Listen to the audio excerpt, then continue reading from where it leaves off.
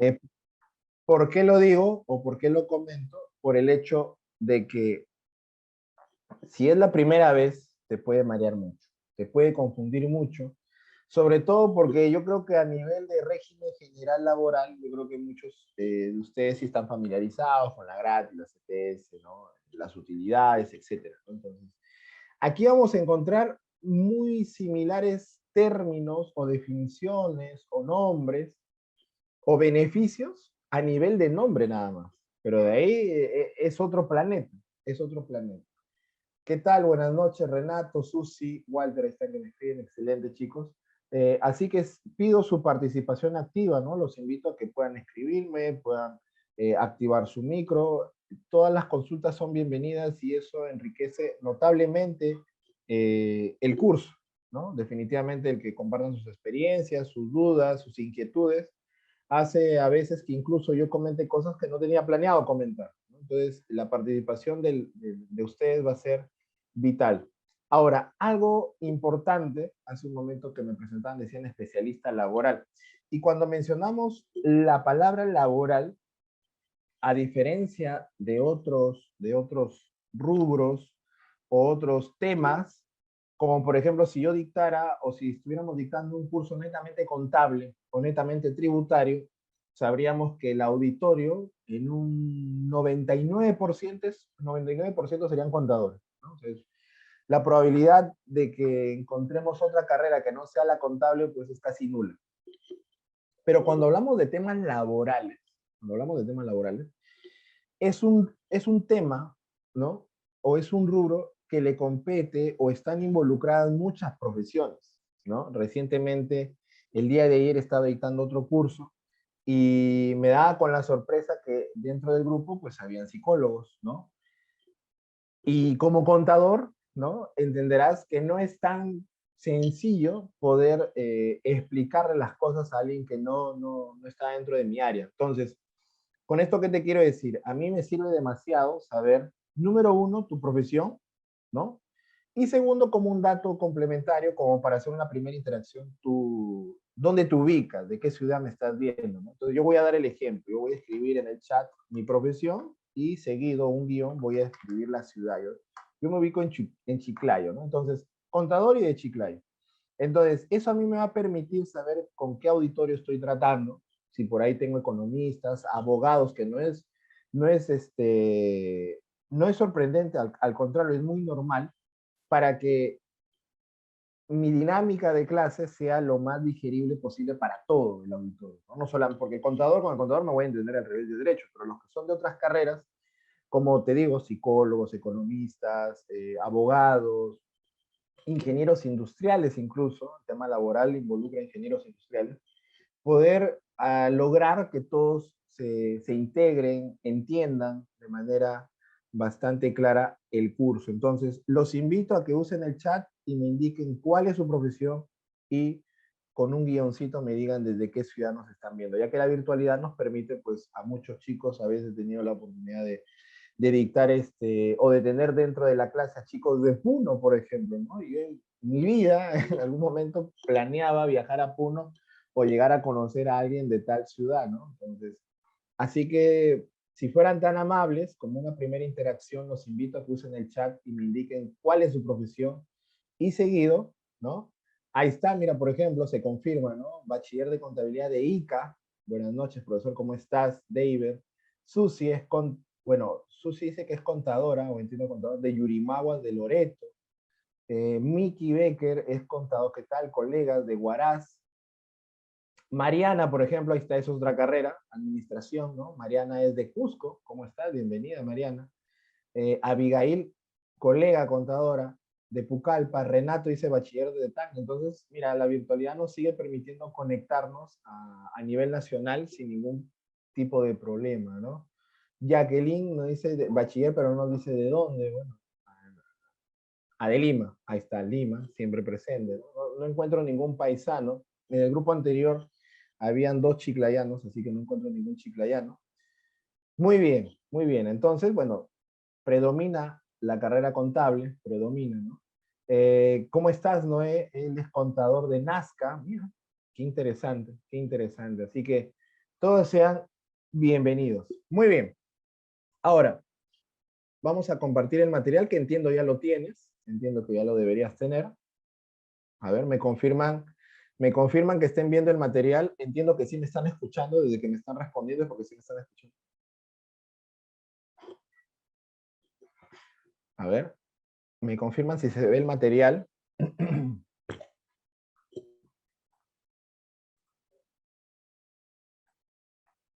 Y que me están escuchando con claridad, que también es otro dato interesante.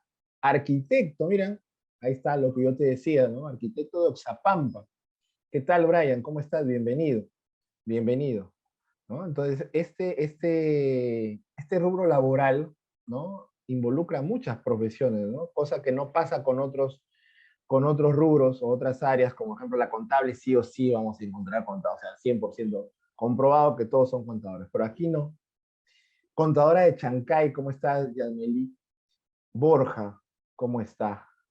Colega, excelente. Excelente, chicos. Bien, como preámbulo, como introducción al curso, te decía hace un momento, este régimen laboral especial se vuelve complejo, se vuelve tedioso por la cantidad de conceptos que reciben los trabajadores. La cantidad enorme, la lista interminable de conceptos que llegan a recibir los trabajadores que laboran en el sector de construcción civil. Eso es lo que complica las cosas. Ahora, otra realidad del sector es que es un sector o donde el costo laboral es bastante elevado. O sea, un trabajador de construcción civil gana bastante, en otras palabras. ¿Correcto? Y lo curioso de esto es que si tú comparas otro sector de igual importancia y de labor bastante sacrificada y peligrosa como el sector agrícola, pues de lejos un obrero de construcción civil gana muchísimo más que un trabajador agrícola. Entonces tú te podrías cuestionar, oye, ¿por qué si laboran o realizan una labor bastante fuerte, bastante sacrificada, bastante peligrosa, por qué los de construcción ganan más y los agrícolas ganan menos? ¿Cuál es el motivo? Y uno cuando ya se introduce en este sector, se logra dar cuenta que el motivo principal de diferencias a nivel de remuneración y beneficios es bien clara. El sector de construcción o los trabajadores de construcción civil están extremadamente bien organizados y representados. Extremadamente bien organizados y representados. Tal es así, tal es así que en algunos casos los trabajadores de construcción civil conocen sus derechos al revés del derecho. O sea, es un sector donde no te conviene equivocarte. Te lo digo por experiencia. Te lo digo por experiencia que no te puedes equivocar. Otra característica de este sector es que es peligroso.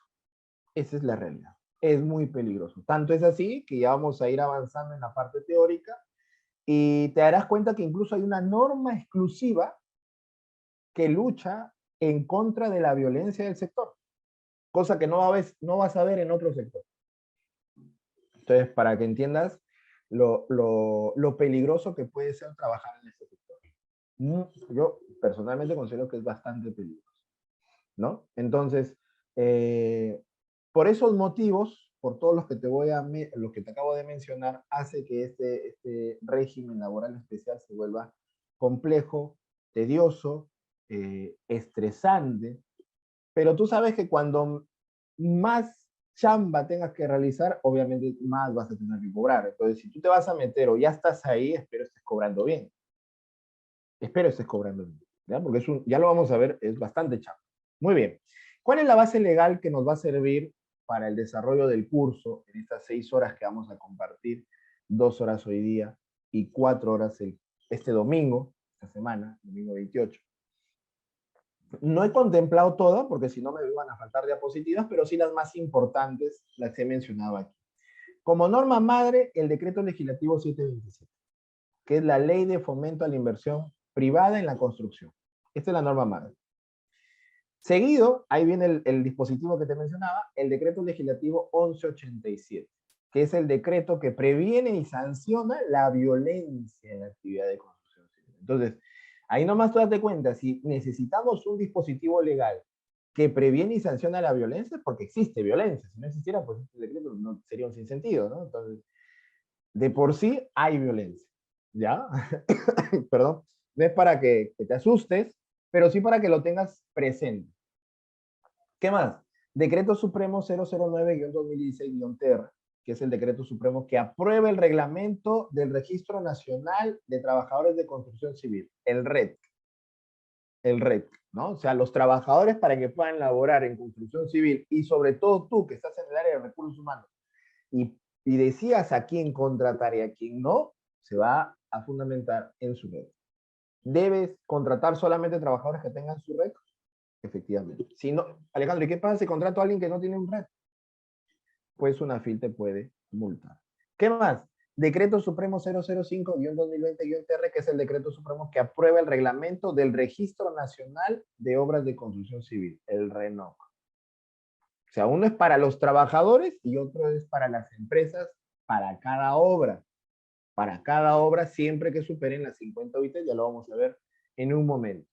La ley 24324 que crea el Día de la Construcción Civil en el año de 1985 y que, como todos sabemos, o si no lo sabes, hoy día te vas a enterar, el Día de Construcción Civil es el 25 de octubre y es un feriado de tipo gremial, o sea, solamente los trabajadores de construcción civil. Por último, la resolución ministerial número 275-2022-TR, que es la que dispone la publicación del documento denominado Convención Colectiva de Trabajo, Acta Final de Negociación Colectiva en Construcción Civil 2022-2023. Que básicamente la parte práctica la vamos a trabajar netamente con este dispositivo legal.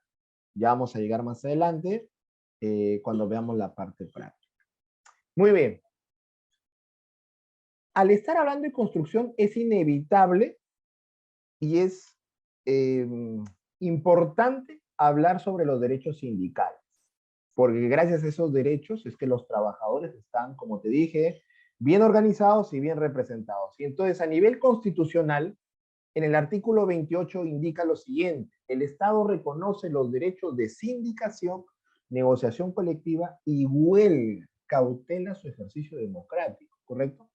Entonces, el Estado garantiza la libertad sindical y sobre todo lo que le interesa, porque, y tú te vas a dar cuenta, si ya estás trabajando en una constructora, que por lo general cada constructora tiene su propio sindicato. Por lo general, no digo que todas, pero por lo general tienen su sindicato. Además, el Estado fomenta la negociación colectiva y promueve formas de solución pacífica de los conflictos laborales. Entonces, el Estado tiene la obligación de fomentar la negociación colectiva, entendiendo que es el mecanismo pacífico para resolver los conflictos laborales. Y además, lo que se llegue a acordar en esa convención colectiva tiene fuerza vinculante en el ámbito de lo concertado. En español, ¿qué significa? Que lo que se acuerde entre sindicato y empresa, ¿correcto?, tiene igual peso que, por ejemplo, la gratificación, que las CTS, que las utilidades, que la seguridad y salud en el trabajo, igual. O sea, si yo no le pago la gratificación y no le pago lo que acordé a nivel de convención colectiva, tienen igual de gravedad. Vas a ser igual de multado. No es que, ya, acuerdo con el sindicato que le voy a dar un bono de 200 soles y cuando llega el momento de darle no le doy. Como es un acuerdo interno, no pasa nada, no pasa nada. Te pueden y te van a multar. Además, regula el derecho de huelga para que se ejerza en armonía con el interés social, señala sus excepciones y limitaciones. Esta imagen que tú estás viendo en pantalla, ¿no?, es de la página oficial de la Federación de Trabajadores de Construcción Civil del Perú, ¿no? Esto fue, por ejemplo, el 10 de noviembre del año pasado, a las 3, en la Plaza 2 de Mayo, ¿no? Por ejemplo, por ahí los que están en Lima, ¿no? Con esto, ¿qué te recomiendo como primer tip si te vas a meter de lleno al sector de construcción? Es que sigas obligatoriamente, le des seguir, le des like a la página, a la fanpage o a la página oficial de Facebook de la Federación, porque son muy activos en redes sociales y publican información oportuna, confiable y bastante actualizada de las cosas que hacen o no hacen, ¿no? Entonces, sí te sugiero que la sigas. ¿Correcto? Entonces, este artículo nos permite hablar de dos cosas adicionales de la OIT a través de dos convenios, el 87 y el 98. Alejandro, ¿y por qué estamos hablando de convenios internacionales? Porque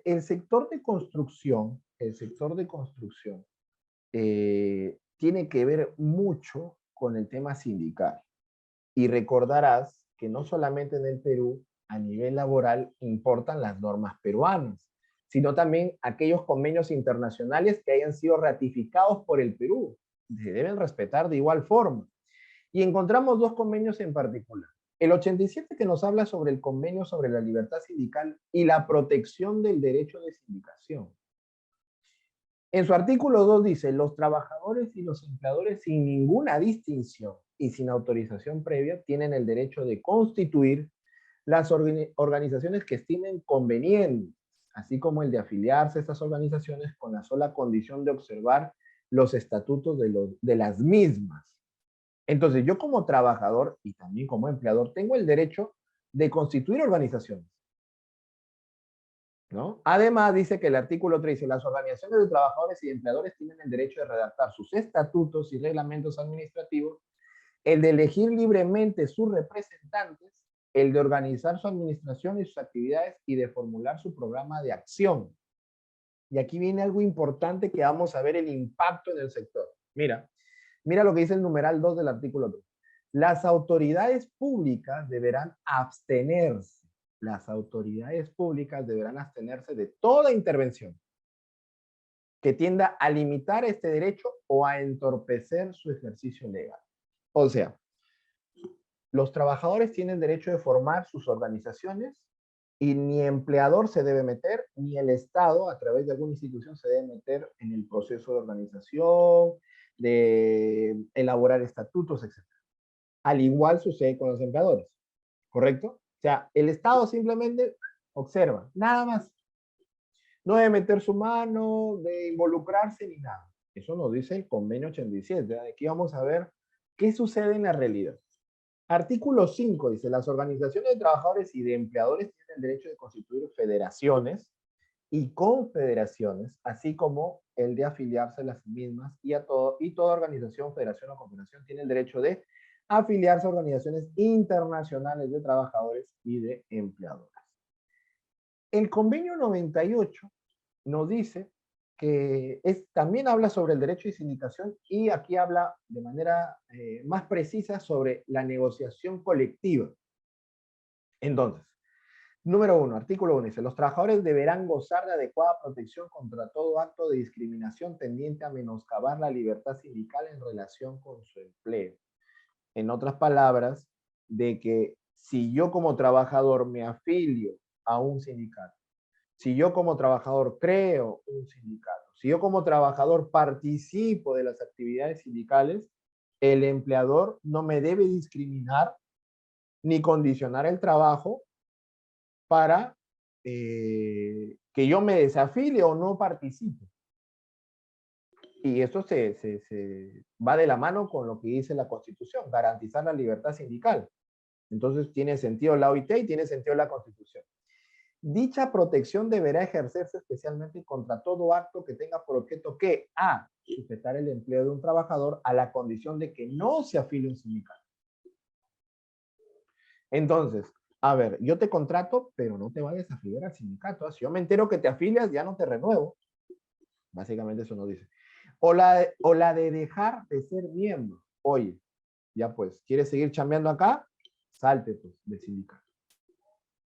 Convenio 98. ¿eh? Despedir a un trabajador o perjudicarlo en cualquier otra forma a causa de su afiliación sindical o de su participación en actividades sindicales fuera de las horas de trabajo o con el consentimiento del empleador durante las horas de trabajo. O sea, ya sea que te afilies o simplemente estés participando dentro del horario de trabajo con autorización de la empresa o fuera del horario, ¿no? Tú estás protegido. No deberían afectarte de ninguna manera. Entonces, el artículo 4 dice, deberán adoptarse medidas adecuadas a las condiciones nacionales cuando ello sea necesario para estimular y fomentar entre los empleadores y las organizaciones de empleadores, por una parte, perdón, y las organizaciones de trabajadores por otra, el pleno desarrollo y uso de procedimientos de negociación voluntaria con objeto de reglamentar por medio de contratos colectivos las condiciones de empleo. Entonces, a ver, recapitulemos. ¿Tengo el derecho a participar de actividades sindicales? Sí. ¿Tengo el derecho a estar protegido y no ser discriminado si es que participo en actividades sindicales? También. ¿Tienen derecho trabajadores y empleadores de crear organizaciones y además que el Estado no se meta? Sí, correcto. Acá me dice que las autoridades deberán abstenerse. Y además el Estado debe estimular y fomentar la negociación voluntaria. Sí, es conforme. Dicho esto, sucede lo siguiente. Te voy a mostrar el siguiente documento para que entiendas tú cómo funciona el sector de construcción civil. Dame un segundo. A ver, no sé si se está viendo. Está cargando. Esta sentencia, no sé si se está viendo, espero que sí. Sí, ya se está viendo. Esta sentencia del Tribunal Constitucional es clave y fundamental del sector de construcción civil. Clave y fundamental. O sea, la tienes que saber, la tienes que entender, la tienes que dominar. Si quieres entender de manera global el sector, de por qué funcionan las cosas como funcionan. Ahora, si tú solamente quieres saber, no, Alejandro, yo solamente quiero saber cómo se calculan las bonificaciones, bueno, eso es la parte práctica. Pero si tú quieres tener un conocimiento al 100% de por qué funcionan las cosas como funcionan en ese sector, esta sentencia te la voy a explicar y si tienes alguna duda me la formula. ¿Qué sucede? A nivel de relaciones colectivas hay una norma, la ley de relaciones colectivas, ¿correcto? En la cual señala que tanto trabajadores como empleadores pueden aplicar negociaciones en diferentes niveles. ¿Cuáles son esos diferentes niveles? A nivel de empresa y a nivel de rama de actividad. A nivel de empresa y a nivel de rama de actividad. ¿Cuál es la diferencia entre uno y otro? A ver, cuando hablamos a nivel de empresa, el instituto es una empresa. Imaginemos que nosotros somos sus trabajadores, ¿correcto? Nosotros somos los trabajadores del Instituto de Formación Contable, Empresarial y Tributaria. Perfecto. Nosotros llegamos a un acuerdo colectivo con el instituto. Ahora yo te pregunto, ¿los acuerdos a los que nosotros lleguemos como trabajadores con el instituto, ¿lo puede aplicar la empresa ABC y X y Z? ¿O solamente los trabajadores del instituto son los beneficiados de los acuerdos? ¿Quiénes son los beneficiados, chicos?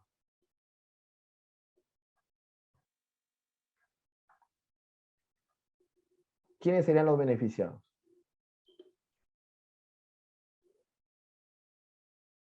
Ahí tienen el chat. Repito, si el instituto es nuestro empleador y nosotros somos los trabajadores y llegamos a un acuerdo colectivo, trabajadores y empresa, esos acuerdos o esos beneficios que hayamos logrado, ¿le van a aplicar a la empresa XYZ, ABC o solamente a nosotros que somos trabajadores del instituto? A ver, David dice, a los trabajadores del instituto, imagino que te refieres, ¿no? Solo a los trabajadores del instituto. Correcto. Eso es a eso se entiende los dos tipos de niveles. El primero que te estoy explicando es a nivel de empresa. Solamente afecta y beneficia a los trabajadores de esa empresa. Cuando hablamos de rama de actividad, es una negociación de carácter global del sector. ¿Correcto? Se agrupan todos los institutos o empresas de capacitación y todos los trabajadores de capacitación. De tal manera que llegan a realizar negociaciones colectivas que benefician a todos los trabajadores de las instituciones de capacitación. Mira la diferencia. Nivel de empresa, trabajador y empresa. Rama de actividad, todas las empresas del sector y beneficia a todos los trabajadores del sector.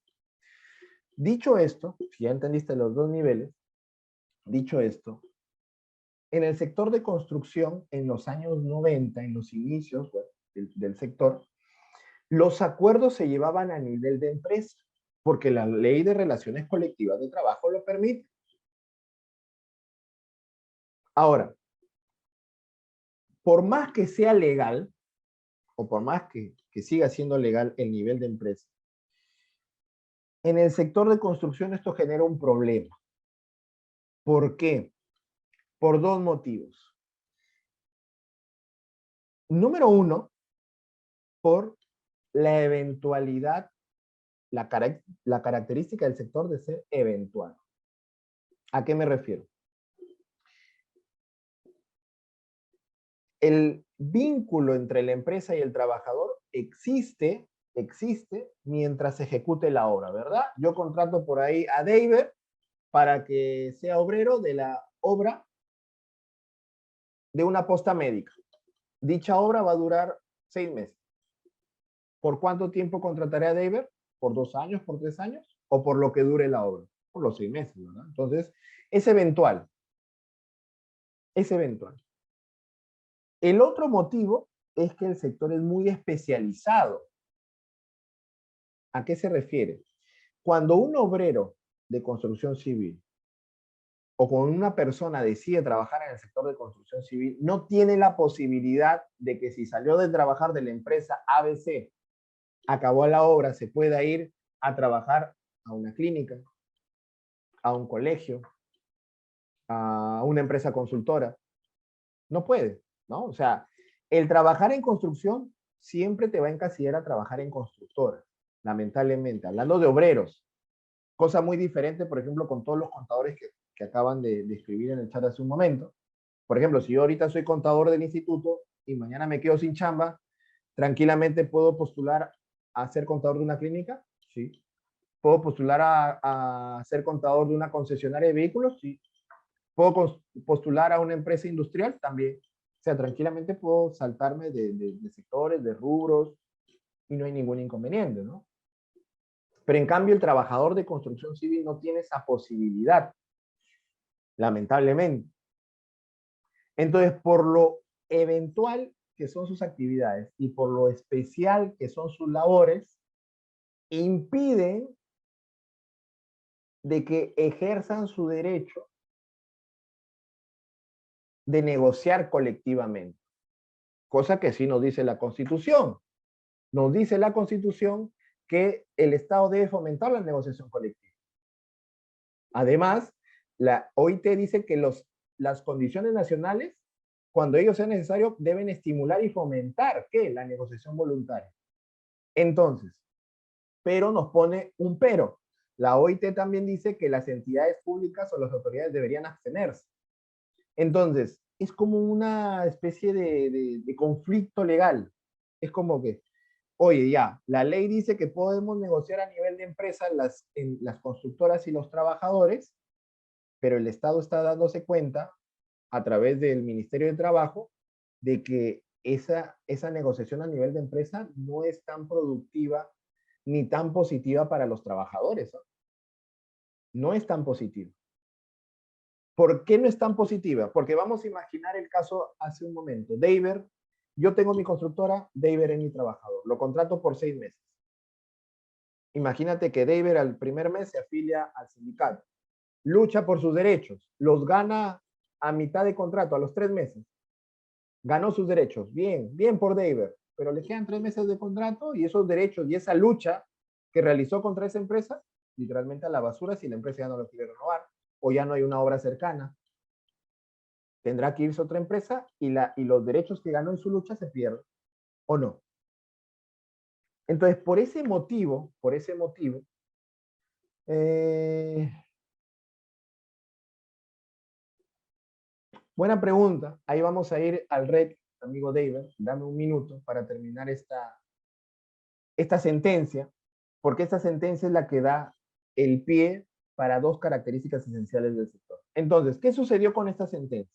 Ya teniendo claro nivel de empresa, nivel de rama de actividad, lo que venía pasando en el sector de construcción, que era a nivel de empresa, lo que normativamente dice la Constitución y la OIT, ¿qué sucede? sucedían las cosas, haz de cuenta que esta es una historia, ¿no? Un cuento. Las empresas constructoras con los trabajadores negociaban a nivel de empresa. Hasta ahí todos felices, todos contentos. Hasta que el Ministerio de Trabajo toma la lanza y dice, me voy a meter. Me voy a meter. Lo siento mucho, pero me voy a meter. Porque yo considero de que no debería negociarse a nivel de empresa. Debería negociarse a nivel de rama de actividad. Entonces CAPECO, que es la Cámara Peruana de la Construcción, que abarca todas las empresas constructoras, pegan el grito al cielo. Y dicen, oye, a ver, Ministerio de Trabajo, tú estás loco, ¿qué tienes? ¿No sabes que la OIT te ha prohibido meterse? Y el ministerio se defiende y dice, mira, si yo no me meto, estaríamos atentando contra los trabajadores porque no estaríamos fomentando la negociación colectiva. Al contrario, los estaríamos perjudicando. Entonces, dice lo siguiente, vamos a leer. La Cámara Peruana de la Construcción CAPECO, con fecha 4 de enero de 2002, interpone acción de amparo contra el Ministerio de Trabajo y Promoción Social solicitando que se declare la ilegalidad e inaplicación del auto subdirectoral 037, bueno, códigos de expedientes, de directivas, etc. ¿Qué es lo que pretendía el ministerio? Dice, mediante los cuales pretende imponerles el nivel de rama de actividad en la negociación colectiva en el sector de construcción civil. O sea, a pesar de que la negociación se estaba llevando a nivel de empresa, que legalmente era posible, el Ministerio de Trabajo se mete y le dice, no, me vas a dejar de aplicar a nivel de empresa y vas a empezar a aplicar a nivel de rama de actividad. Obviamente a CAPECO no le vino en gracia esto, ¿no? Porque cada empresa constructora, por ejemplo, yo voy a la constructora A y me ofrecía mi básico más 2 bonos. Por ahí su compañero David se iba a otra constructora y le daban su básico más 3 comisiones. O sea, cada empresa veía con qué beneficios le daba a sus trabajadores o a qué acuerdos llegaban, ¿no? Entonces, ¿cuál es el fundamento del ministerio para que se aplique la rama de actividad? Alega que el fundamento de la determinación de rama de actividad como nivel de negociación colectiva en el sector de construcción civil es que este tiene características singulares, como son cuáles. Los trabajadores especializados en labores no se trasladan de una rama a otra. Lo que te decía, el de construcción no se puede ir a una clínica, no se puede ir a trabajar a un colegio, siempre va a estar condenado, por así decirlo, a trabajar en construcción. Y la realización de las obras, dice, es de naturaleza temporal. Yo te contrato lo que dure la obra. Por tanto, tienen un altísimo nivel de rotación entre las distintas empresas y obras, lo cual impide que puedan contar con una organización sindical a nivel de empresa u obras. Es inviable. En otras palabras, dice, solo pueden presentarse 2 opciones. O la negociación colectiva se produce a nivel de rama de actividad o no existe realmente. Y si no existe, estaríamos atentando contra fomentar la negociación colectiva, que es lo que predica e impone la Constitución. Ese es el motivo por el cual sustenta el ministerio de que se ha metido a pesar de que la OIT se lo prohíbe.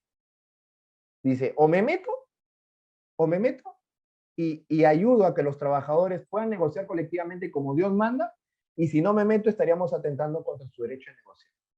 Porque a nivel de empresa no funciona. No funciona. ¿Correcto? Seguimos avanzando. No, por aquí, seguimos avanzando. No vamos a leer todo. No vamos a leer toda la sentencia, solamente los puntos claves. Solamente los puntos claves. Ya estamos por llegar, ven un segundo.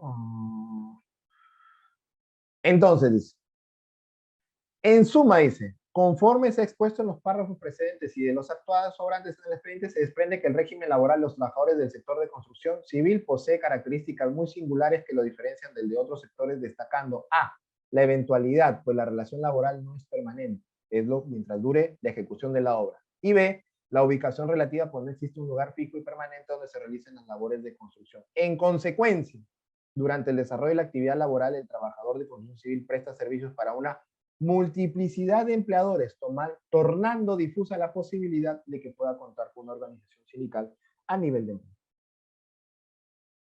Y resultando prácticamente inviable que el que pueda negociar varias veces al año, ¿no? Y más, el ejemplo que te ponía, ¿no? O sea, trabajo en la A, negocio, terminé de la A, ahora me voy a la B, volver a negociar y así sucesivamente en cada empresa ibas a estar negocio y negocio.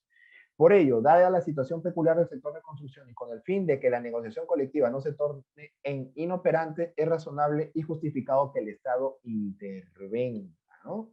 Entonces, a través de esta sentencia del tribunal, al final es que hoy conocemos al sector que se negocia a nivel de rama de actividad. Es por eso que hablamos de un sector o de un régimen que aplica a todos los trabajadores de construcción civil a nivel nacional. Y ya no se negocia a nivel de empresa, sino a nivel nacional. ¿Correcto? Omite y se va a trabajar a otro rubro que no es de construcción. ¿Qué pasaría? No, no, no. No es, ¿no? O sea, cuando yo digo que el trabajador es especializado y que no es que tenga prohibido cambiarse de rubro, sino que la posibilidad de que te cambies de rubro es casi nula, ¿no? O sea, imagínate haberte, no sé, capacitado en Sensico y eres un operario especializado, no sé, en manejo de volquete. Ya, imagínate este caso. Por ahí no te salen chambas en construcción civil. Bueno, te podrías ir a trabajar a otro lado, pero ¿cuál es la probabilidad de que obtengas un trabajo de calidad? Me puedo ir a trabajar de vigilante, me puedo ir a trabajar de limpieza, sí. Pero obviamente donde la persona que se ha especializado en construcción va a obtener el máximo beneficio para él como persona, va a ser ejecutando sus servicios en el sector de construcción civil.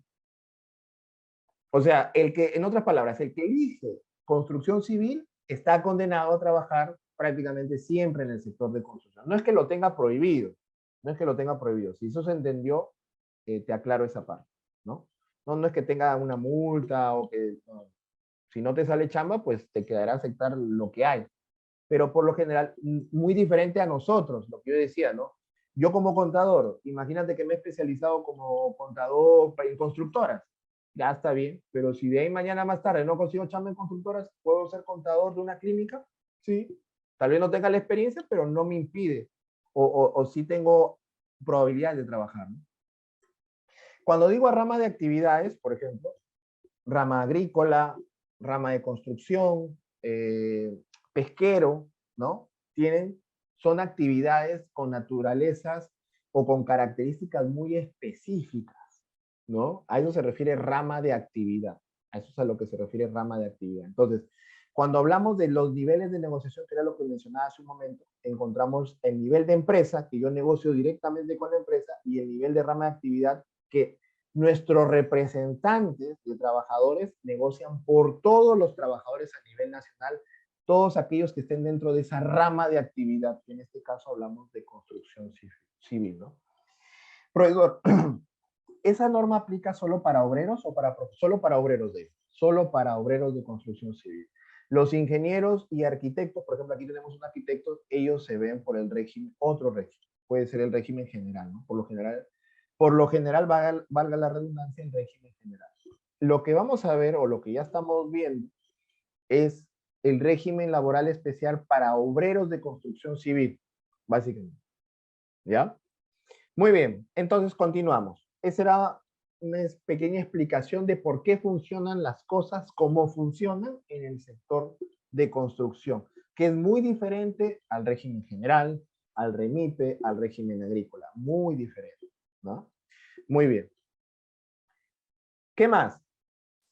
Lo que te mencionaba al principio también, de que este sector por ahí vi una pregunta que tal vez no la... Ya dice, los trabajadores de construcción están acreditados, ¿cómo saber que X trabajador va a ingresar a esa empresa anteriormente viene elaborando en construcción? Ya estamos, ahorita justo estamos llegando a eso, amigo. ¿Ya? Entonces, el decreto legislativo 1187 tiene como objetivo prevenir y sancionar la violencia. Lamentablemente es un sector con mucha violencia, mucho sicariato. Entonces, a través de este decreto, aquí vemos una imagen, ¿no? Basta de violencia en construcción civil, lo que pretende es prevenir, sancionar, castigar prácticamente a aquella persona, sea natural o jurídica, incluso entidades públicas, hablando también de los trabajadores, que hayan ejecutado actos de violencia, ¿ya? Y mira, finalidad, prevenir la violencia y contrarrestar los delitos vinculados a la actividad de construcción civil, contribuir con la mejora de la seguridad ciudadana y el orden público en la actividad de construcción civil, promover mecanismos que aseguren la integridad física de los empleadores y trabajadores de la actividad de construcción civil, velar por el libre ejercicio de los derechos individuales y colectivos de los trabajadores de la actividad y articular acciones entre autoridades de la administración pública que cumplen funciones vinculadas con la prevención y lucha contra la violencia en la actividad de construcción civil. Y ya, todo suena muy bonito, Alejandro, ¿no? Pero de manera concreta, ¿cómo yo evito la violencia? ¿O cómo este decreto evita la violencia? Y ahí aparece lo que nos pregunta su compañero David, a través de dos registros. Específicamente a nivel de trabajadores, a través del Registro Nacional de Trabajadores de Construcción Civil, el RET. Si tú deseas contratar a personal obrero de construcción, sí o sí tienen que presentarte este documento, su RET, el Registro Nacional de Construcción Civil. Si ellos han hecho un acto de violencia, les suprimen y les bloquean su registro. Por ende, no los puedes contratar. Esa es la forma de castigar y prevenir que contrates por ahí a alguien que ha matado a un constructor porque, por X motivo, ¿no? Porque hay mucha violencia en este sector.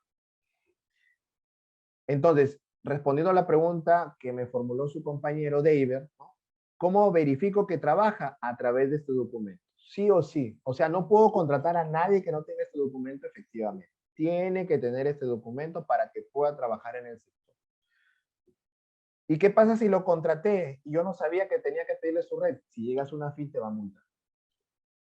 Si llegas a una FIL te va a multar.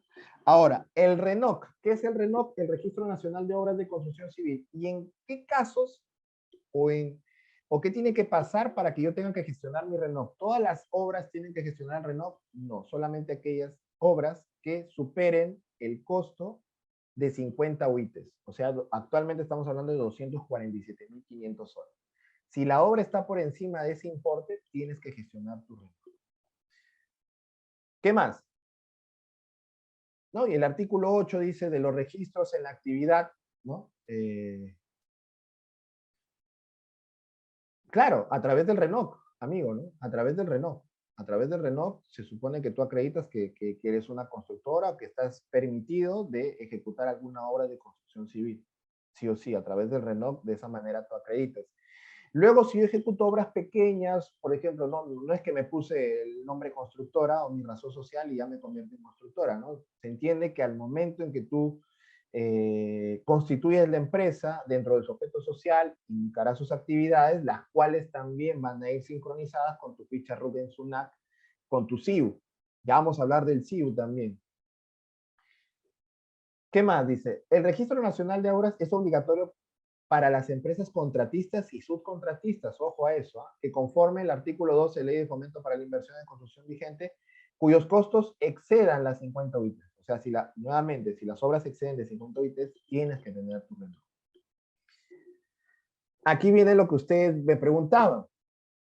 No, ya no estaría obligado al RENOC, amigo, al RENOC y tampoco al REC, porque tampoco estaría. Si la obra, ¿no? Si la obra no supera las 50 UITs, no deberías o no estarías obligado a solicitar, efectivamente, ¿no? Ni al RENOC ni al REC, ¿no? Y ya lo vamos a ver en este preciso momento. Ya estamos entrando a la norma en sí. El régimen laboral especial, la relación laboral de construcción civil está dado por la especial naturaleza de las labores que implican la realización de dicha actividad, ¿no? La organización del trabajo, la especialización de los trabajadores, lo que te he mencionado hace un momento en la sentencia en sí, ¿no? Ahora bien, además resulta necesario recurrir a la CIO, a la Clasificación Industrial Internacional Uniforme, lo que te mencioné hace un momento, a fin de determinar quiénes estarían inmersos en este régimen laboral especial. En la actualidad se tiene la clasificación, el CIU, revisión 4 de 2008, en la sección F se desarrollan las actividades que comprenden a la industria de la construcción, habiéndose establecido oficialmente su adopción en el Perú mediante resolución jefatural. Ahora, un detalle, por ahí tú puedes pensar, o sea, si yo pongo en mi CIU alguna actividad de la revisión 4, sección F, ya estoy dentro de construcción civil, por ejemplo, estas son las actividades. Si yo pongo cualquiera de estos SIUs en mi ficha RUC, ¿ya me convierte en constructora? No necesariamente, ¿no? Para eso hay que ejecutar las obras. Y viceversa. Por ahí tú podrías decir, ah, o sea, el SIU es el que manda. Entonces yo puedo ejecutar obras y en mi ficha RUC pongo un SIU, por ejemplo, de restaurante. Y ya me liberé. No, pues, primacía de la realidad, chicos, ¿no? Es un principio laboral fundamental, clave, donde prevalecen los hechos antes que los documentos. Entonces, por más que tú hayas puesto en tu ficha RUC, SIU, restaurantes, en la realidad yo veo que tienes volquetes, que tienes trabajadores, que estás ejecutando obras, pues eres una constructora, ¿no?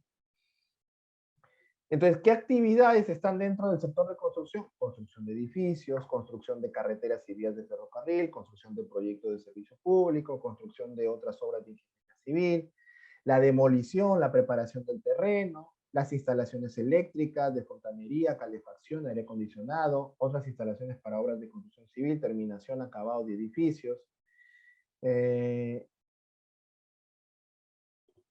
Ya, muy bien, justo estamos por llegar a eso, amigo. Otras actividades especializadas de construcción.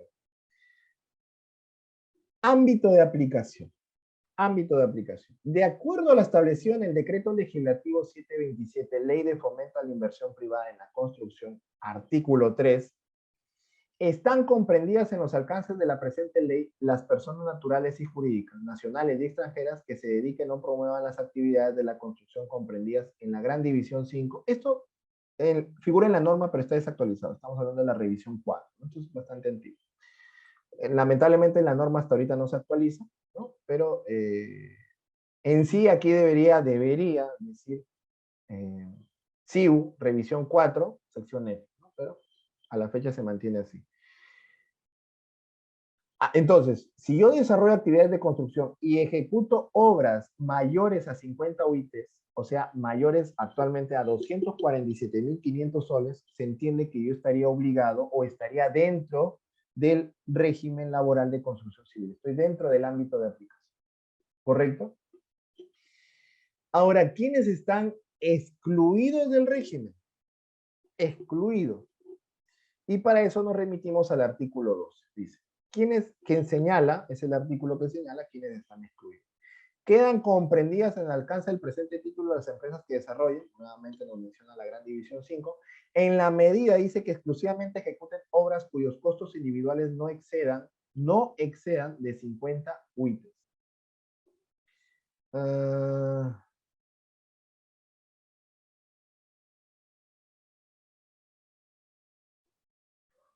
Dice, a ver, Noé nos dice, he visto casos en que en la ficha RUC ponen la definición como constructoras, pero esa empresa en realidad se dedica a brindar servicios como mantenimiento, etc. Yo, más que ponerle a lo que se dedica, amigo Noé, también habría que revisar su objeto social, ¿no? Y revisar, ¿no? Tal vez lo que dice la ficha RUC no se condice con lo que dice la minuta de constitución, o la escritura pública, ¿no? Habría que revisar la escritura pública, contrastarlo con la ficha RUC y además contrastarlo con la realidad, ¿no? Porque repito, por el hecho de que yo me ponga en constructora, si me dedico a vender helados, pues no me va a aplicar el régimen. Y viceversa, si yo ejecuto obras y me pongo que vendo helados, eso no me libera del régimen, ¿no? Dice, si la obra supera los 50, y sí, también, sí, estás obligado, ¿no? La subcontratista en este caso sería la que tendría que aplicar el régimen de construcción civil. Ahora, ¿ya? Entonces, si la obra no excede a las 50 OITs, se entiende que no estaría obligado. Pero, ¿qué sucede cuando dentro de una constructora se ejecuta más de una obra? Se ejecuta más de una obra, ¿no? Por ejemplo, tengo una obra que su costo es de 30 UITs, tengo otra obra que es de 75 UITs y tengo otra que es de 40 UITs. ¿A dónde aplico el régimen? Aquí te lo pongo con X. A esta no, a la que tiene 75, que está por encima de 50, sí estaría obligado a aplicar el régimen laboral de construcción civil. Un dato curioso que tal vez sorprenda a muchos, a mí me sorprendió mucho hace tantos años que leí por primera vez la norma, Cuando menciona esto el artículo 12, mira, igualmente quedan comprendidas en el alcance de este título las personas naturales que construyan directamente sus propias unidades de vivienda, en la medida que el costo de ellas se encuentre dentro del límite referido en el primer párrafo de este artículo. ¿Cómo se interpreta esto? Si yo voy a construir mi casa y mi obra es igual o menor a 50 UITs, se entiende que no aplicaría el régimen de construcción civil. Pero si supera las 50 UITs, a pesar de ser una persona natural, que no soy una constructora, tendría que aplicar el régimen de construcción civil. Y bueno, ahora esto es a nivel normativo, pero en la realidad, ¿cuántos peruanos estarán en condiciones de ejecutar una obra de su vivienda por encima de esa cantidad de 247.500? ¿No? No digo que sea imposible, pero el común denominador, pues, ¿cuántos tienen esa cantidad para hacer su casa, su vivienda, ¿no? Tal vez podríamos hablar de Acuña, de algún futbolista, Farfán, qué sé yo, ¿no? Pero luego peruanos que la luchamos, ¿no? Pues lamentablemente pues no estaríamos cercanos a esa posibilidad, ¿no? Yo recientemente pues remodelé un poco mi casa y a lo mucho mi presupuesto fue de 20.000 soles, ¿no? Detalles por aquí, un pan, pero si es que te llegara a suceder, ¿no? Si desde que estás en el Instituto de Formación Contable, Empresarial y Tributaria tienes, tienes fichas, tienes fichas, y por ahí ejecutas o construyes tu casa y el valor de la obra está por encima de las 50 UITs, tendrías que aplicar el régimen. Si no, estarías excluido. Ahora, respecto al costo, lo que me estaban preguntando hace un instante. Respecto al costo, el artículo 12 dice, para establecer el costo individual de cada obra se tomarán en cuenta todos los gastos, incluyendo las remuneraciones y materiales. Cuando hablamos, entonces, aquí te pongo un ejemplo, la mano de obra, las herramientas y maquinaria, y al mismo tiempo, los materiales, ¿correcto? Las herramientas, la mano de obra y los materiales. Si eso es igual a 50, igual o menor a 50 OITs, estás excluido. Si eso es mayor a 50 OITs, tienes que aplicar el régimen. ¿Correcto? Ahora, ¿quién es el que determina el costo? La norma no señala expresamente que tiene que ser el ingeniero, que tiene que ser el arquitecto, que tiene que ser el contador, que tiene que ser el administrador. La norma no señala. Pero por lógica se entiende que el sentido común sería pues un ingeniero civil, un arquitecto, en compañía de un contable, ¿no? Para determinar con exactitud el costo de la obra en general, ¿no? Debe haber un informe de por medio. Pero la norma expresamente no lo señala. Eso sí hay que tenerlo bastante claro. Pero tampoco pues va a ser el psicólogo de la empresa, ¿no? Se entiende que es alguien vinculado y con autoridad en el sector o en la empresa como para que pueda determinar de manera objetiva, de manera sincera el importe, de manera sincera. Ahora, por ahí tú podrías decir, ah, ya, pero tranquilamente le digo al ingeniero que le ponga menos, pues, y así no aplico el régimen. Lo puedes hacer, ¿eh? Solamente te digo que no te invitaría a que lo intentes, porque te repito, los trabajadores de construcción civil están tan bien organizados que si ellos se dan cuenta que la obra cuesta más de 50 UITs, y ellos son muy hábiles para determinar esto, créeme que van a tomar represalia. Créeme, ellos no dudan en paralizarte la obra, en traer al sindicato, a traer representantes. Dice, si son 5 obras diferentes y en las 5 de forma individual no superan las 50, ¿están obligados? No, no están obligados. La norma es clara, ¿no? Por eso te pongo con un ejemplo. Si, te he puesto un ejemplo con 3, pero si quieres lo hago con 5. Si las 5, su costo es menor a 50 UITs, no tendrías que aplicar el régimen de construcción civil. Cuando usted menciona si pasa 50 UITs, tal persona debe inscribir sí en la RENOC y después sacar su RUC para que aplique obligatorio. No, el RUC se entiende que ya lo tiene. O sea, el RUC es una cosa y el RENOC es otra.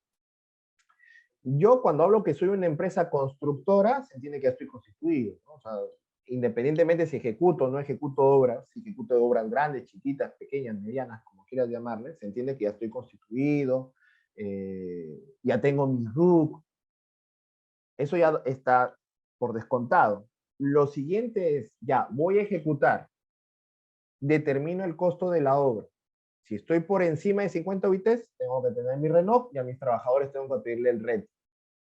Si mi obra, su costo es menor o mis obras son menores a 50 UITs, no necesito gestionar RENOC, ni tampoco tengo que gestionar o solicitar los RET a los trabajadores. Así de claro. No sé si se resolví sus preguntas. Dice, o sea, si no supera, ¿en qué régimen aplico? Justo es lo que voy a explicar, amigo Noé. Excelente pregunta. Artículo 14, ¿no? Tal vez ustedes estarán muy ansiosos por ver la parte práctica, pero si no hablamos de la parte teórica, de esta parte normativa, pues vas a estar un poco perdido. Y para muestra las preguntas que me están haciendo y que agradezco que las estén haciendo porque justo es como parece que les hubieran pagado para que me pregunten justo lo que estoy por explicar. Así que, excelente grupo, se los agradezco. El artículo 14 dice, ¿qué vas a hacer con aquellos trabajadores de aquellas obras que no superan las 50 UITs? ¿Qué régimen aplico? Dice, los trabajadores que sean contratados por las empresas que se refiere este título, o sea, para los excluidos, los que tienen obras menores a 50 UITs, para la ejecución de obras civiles regirán sus contratos y remuneraciones mediante acuerdo individual o colectivo, o sea, a nivel de empresa. Podemos acordar a nivel de empresa, ya no tienes que aplicar a nivel de rama de actividad, con sus empleadores, conforme a la legislación laboral común, régimen laboral de la actividad privada, decreto legislativo 728.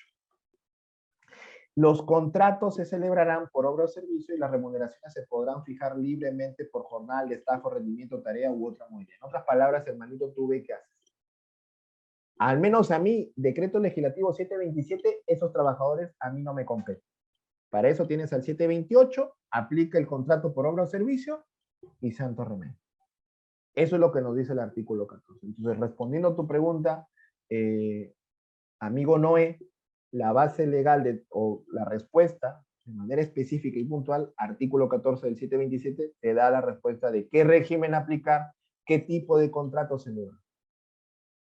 ¿Se entendió? ¿Se entendió este punto? ¿Me confirman, chicos? ¿Se entendió? Claro, o sea, se puede ser como, sí, correcto, sí, sí, normal, o sea, no hay ningún impedimento, efectivamente no. Gracias por tu pregunta. Muy bien, entonces hasta ahí vamos claros, perfecto, qué bueno que todos estén atentos, todos estén participando, les agradezco mucho. Yo personalmente pensaba que por la hora, pues, muchos de ustedes iban a estar un poco adormecidos, pero totalmente equivocada mi suposición. Así que, genial. ¿Cuáles son las características? Ya te las mencioné hace un momento, igual las dejo aquí claramente en el material. La eventualidad y la ubicación relativa. ¿Y de dónde nacen? De la sentencia del tribunal, la acción de amparo, el expediente número 261-2003, que es el documento que hemos revisado, ¿no? El documento que te explicó el por qué se aplica el nivel de rama de actividad. Gracias a este expediente, a esta acción de amparo, ¿correcto? Nacen estas dos características que describen la naturaleza del sector. Eventualidad. ¿Por qué eventualidad? La relación laboral en construcción es temporal, lo que dure la ejecución de la obra, básicamente. Ubicación relativa, debido a la temporalidad de la actividad, ello implica que no existe un lugar fijo, ¿no? A diferencia de una empresa común y corriente, oye, ¿dónde chambeas? En la empresa ABC, que su dirección es en calle Juan Manuel 159. Pero en cambio en una constructora, la constructora se puede ubicar en San Miguel o en Miraflores y la obra se ejecuta en Ancón, ¿no? Y acabó la obra de Ancón y ahorita me están llevando a Pueblo Libre, ¿no? Es donde se está ejecutando una nueva obra. Entonces, esas son las dos características bastante marcadas en el sector y bastante notorias. Dentro de este sector, chicos, encontramos categorías de los trabajadores y ahí venía la pregunta de ustedes. Alejandro, ¿esto también se aplica para ingenieros y arquitectos? La respuesta es no. Solamente para trabajadores obreros de construcción civil, solamente para ellos.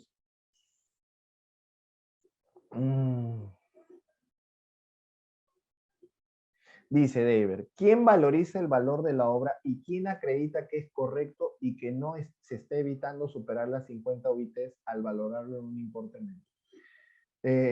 Hace un momento lo explicaba, amigo Deber, a nivel normativo no señala quién es el profesional o si necesita una entidad para que realice la valoración de manera objetiva. La norma no lo señala, en ningún lado.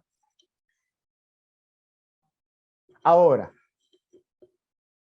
lo lógico, lo correcto sería que lo haga un ingeniero civil con apoyo de un contable,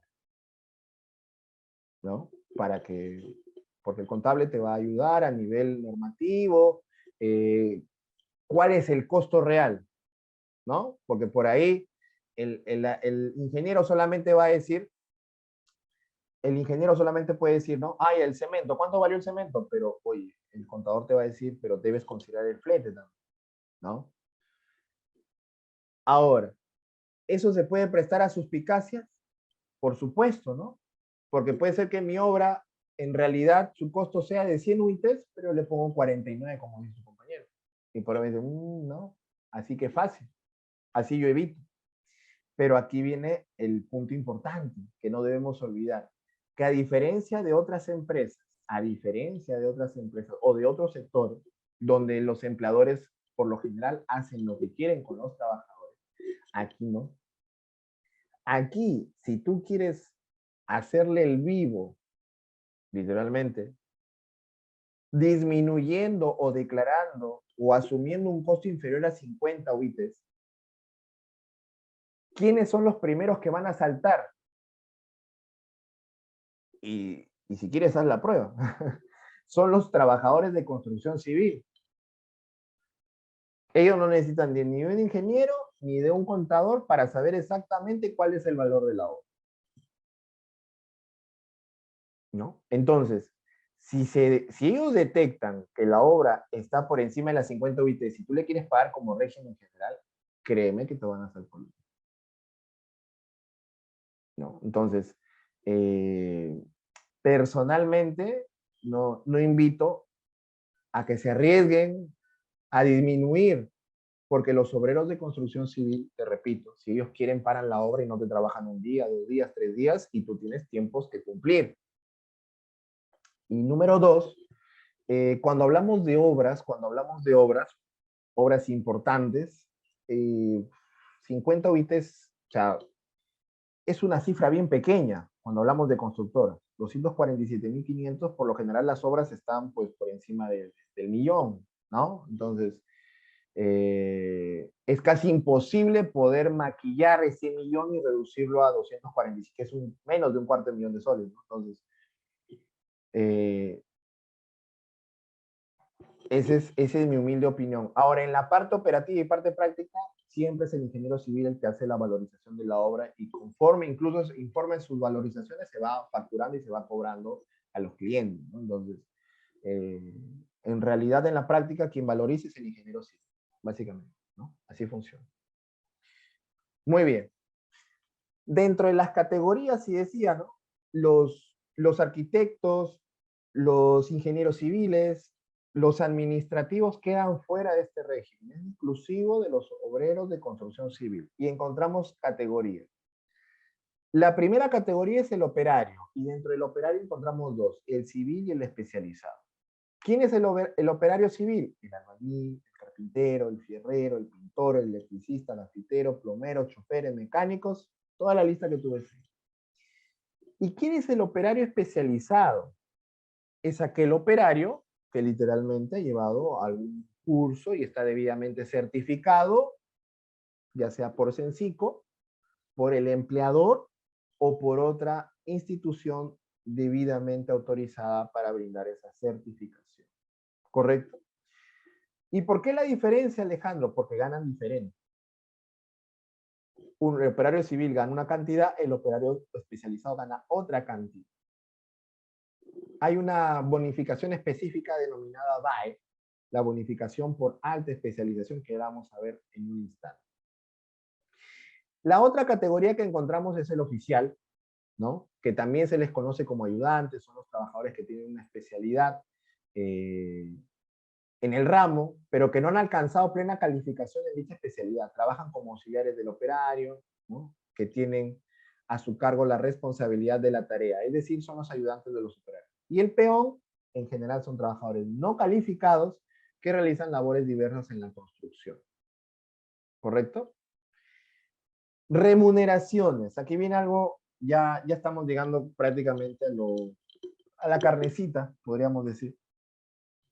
En el sector de construcción civil, a los trabajadores se les paga de manera diaria a través de un jornal. A través de un jornal. Dependiendo de la categoría a la que pertenezca.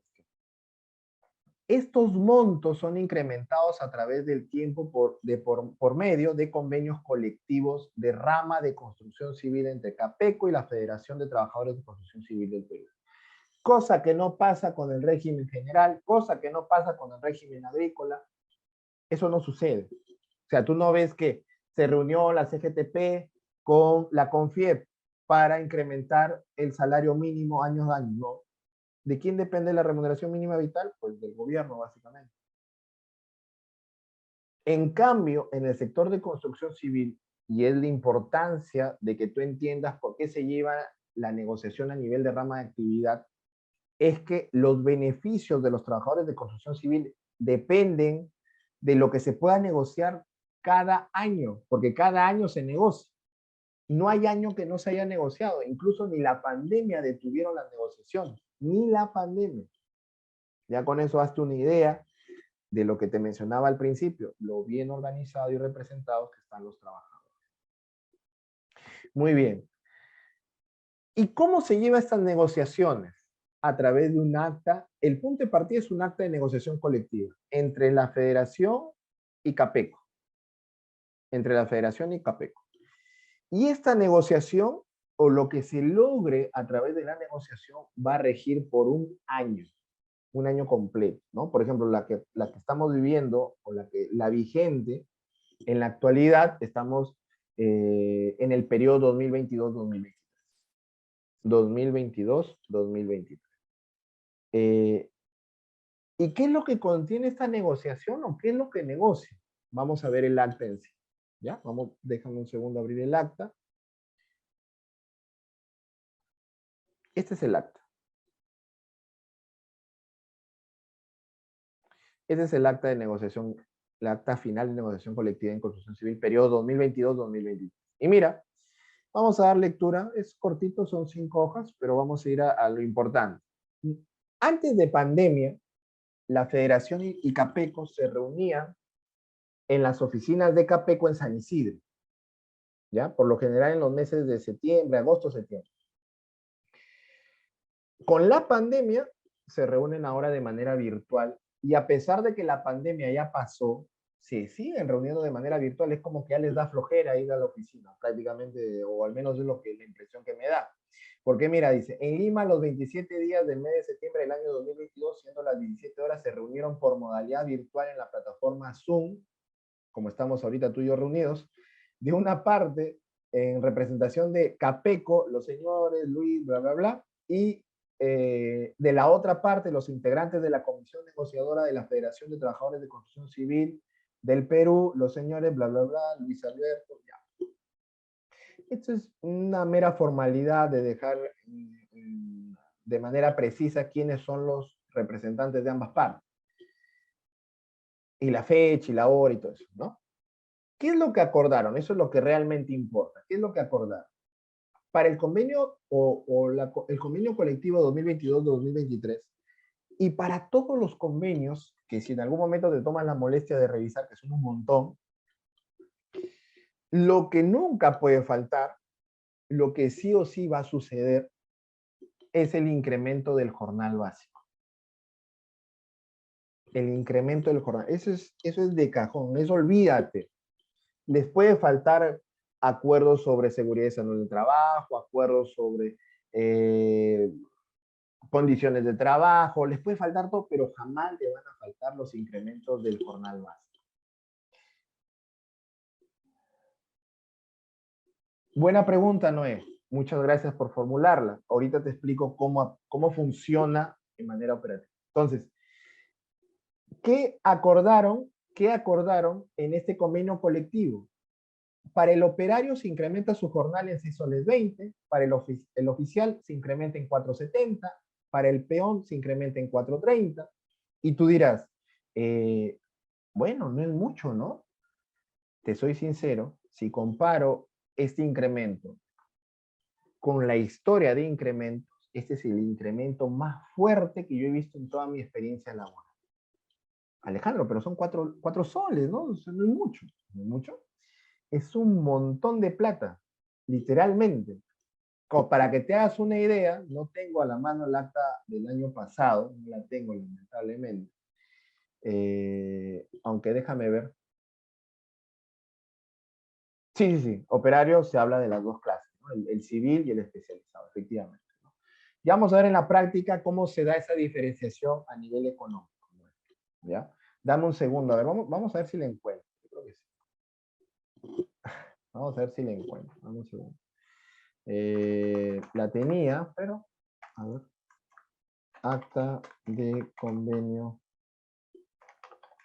colectivo 2021-2022. Vamos a ver si lo... construcción civil. A ver, vamos a ver si la encuentro. No, esta es la del 2022. 13 de octubre. Esta creo que es. La rechazó. Acá está. Bueno, no le he encontrado el PDF, pero sí lo encontré en la página de Ernst & Young. Entonces, bueno, relativamente confiable, así que no dudo. Mira lo que se incrementó en el convenio anterior, ¿ya? En el convenio del 2021-2022, ¿ya? Mira, el operario 2 soles 50, el oficial 1 sol 90 y el peón 1 sol 70. 2,50 el operario.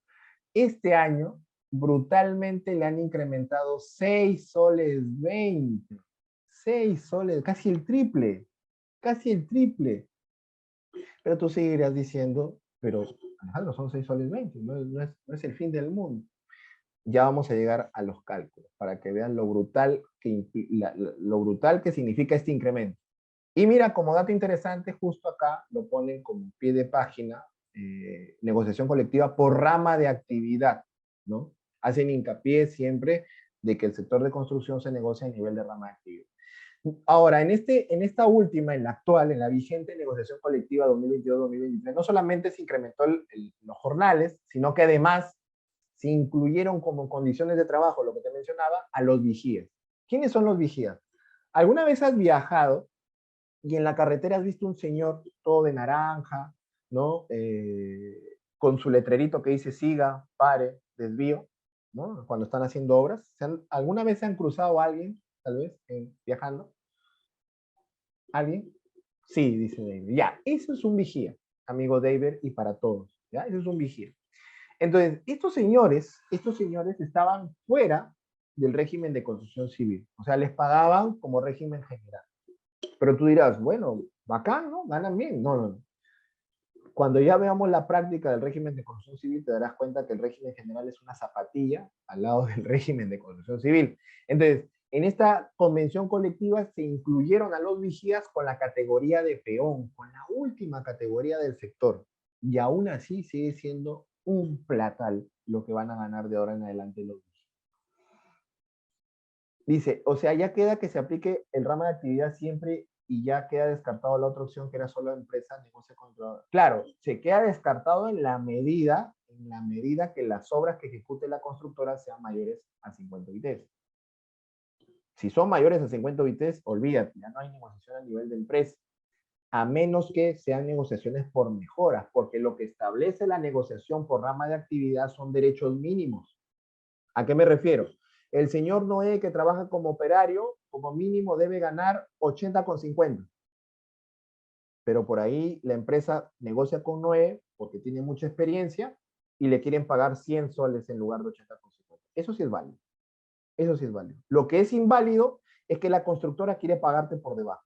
Porque, repito, lo que me da en la negociación de rama de actividad, los beneficios son derechos mínimos.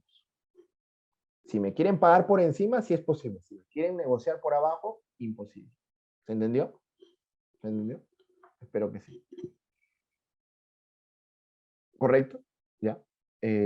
Continúa. Entonces, a los vigías dice, cláusula segunda, las partes acuerdan que los trabajadores que realizan funciones de vigía serán incluidos dentro del ámbito del régimen especial de construcción civil con la categoría de peón. O sea, el vigía ahorita es un peón.